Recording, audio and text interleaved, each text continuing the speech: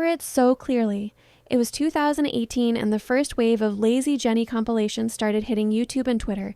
My immediate reaction, like so many of you, was a surge of defensive anger. How dare they? How dare these anonymous haters attack this talented, charismatic woman who was clearly working so hard? We built entire fortresses of excuses.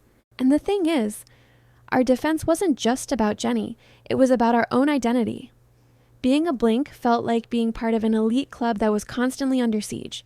Criticizing a member wasn't seen as a critique of a performer's output.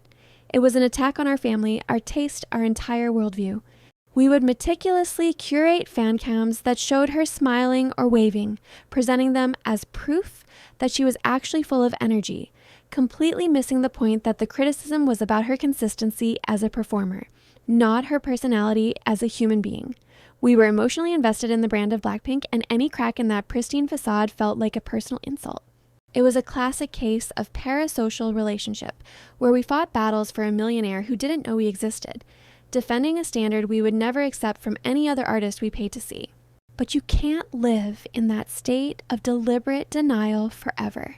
As the years rolled on, through the In Your Area tour, into the massive Born Pink World Stadium tour, and now into the 2025 Deadline tour, the off days and bad ankles started to form an undeniable, damning pattern.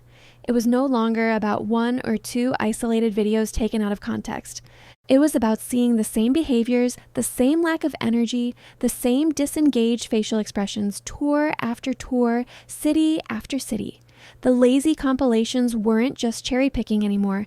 They were documenting a consistent professional disposition. The moment of true disillusionment for me was seeing the side-by-side comparisons. Clips of Jennie at a party, laughing and jumping around with vibrant energy, placed right next to a clip from a concert the very next day where she looked bored and was barely moving through the choreography. The cognitive dissonance was staggering. The mythical ankle injury suddenly seemed to have the most convenient on and off switch in medical history, only ever flaring up precisely when the cameras were on and the choreography started. And another thing I've noticed is when you see her in her solo stages, there's a noticeable shift. More engagement, more fire, but the second she has to sync back up with the group, the energy deflates. At this point, this isn't a health issue. It's an issue of priority and professional effort. A bad day is understandable. A bad career is a choice. Let's directly address the two pillars of the Jennie defense squad, the ankle injury and technical issues. How long are we going to keep using these? I'm not denying she may have had an injury in the past, but we've seen countless clips of her at after parties, at events, jumping, dancing, and moving with zero indication of a chronic debilitating condition. The bad ankle has become a mythical get-out-of-jail-free card that is only ever invoked when she's on stage and the choreography gets strenuous. As for technical issues, yes, in-ears fail, mics cut out, it happens to every artist.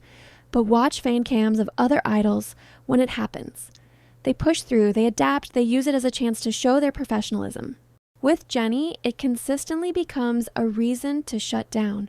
She is not the first, nor will she be the last idol to experience technical difficulties, but she is one of the only ones whose performance consistently grinds to a halt because of them.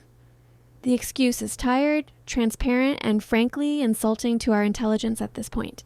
And the most damning part is that a significant portion of the Blink fandom has not just defended Jennie, but has actively championed a culture of mediocrity. They have redefined what it means to be a fan. It's no longer about appreciating art and holding artists to a high standard. It's about unconditional, mindless loyalty, where any critique is treason. They have become the Mediocrity Mafia, attacking anyone who dares to point out the emperor has no clothes. They'll tell you to be grateful she showed up, as if performing the job she is multimillionaire for is a divine blessing bestowed upon us peasants. This cult of mediocrity is toxic for the artists themselves. When you create an environment where there are no consequences for a subpar performance, you remove any incentive for growth or improvement. Why would Jennie push herself to be better, to rehearse longer, to build her stamina, when her own fans will attack any valid criticism and tell her she's perfect exactly as she is? This isn't support, it's enabling. It's the kind of support that stunts an artist's growth and leads to the kind of stagnant, underwhelming performances we've seen for years. These fans aren't protecting Jennie. They're insulating her in a bubble of yes men, ensuring that the lazy Jennie narrative will follow her for the rest of her career because the problem was never addressed, only excused.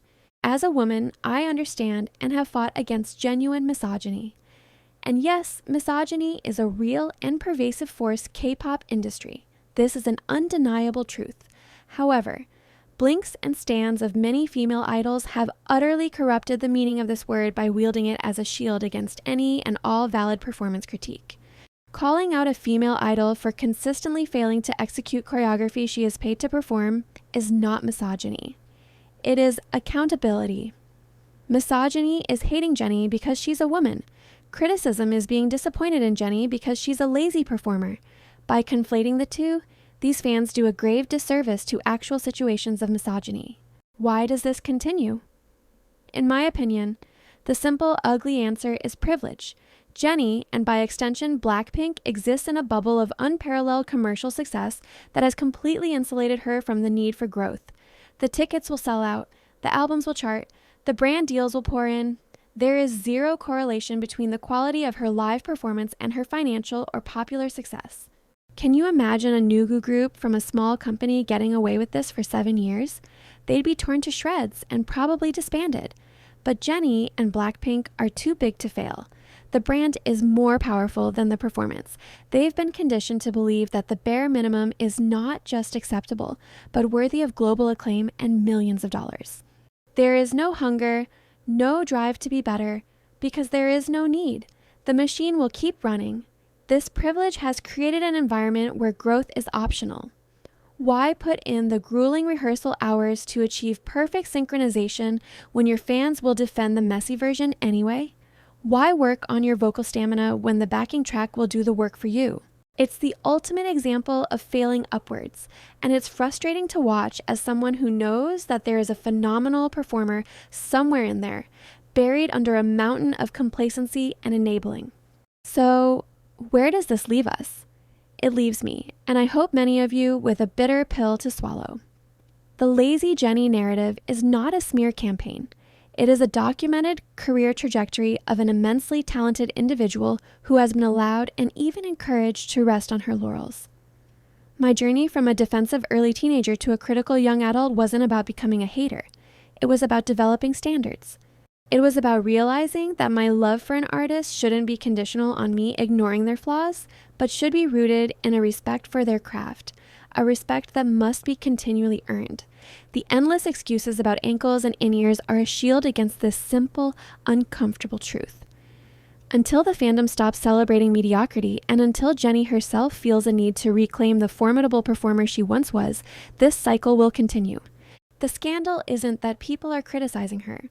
The scandal is that after all this time, the criticism remains so valid.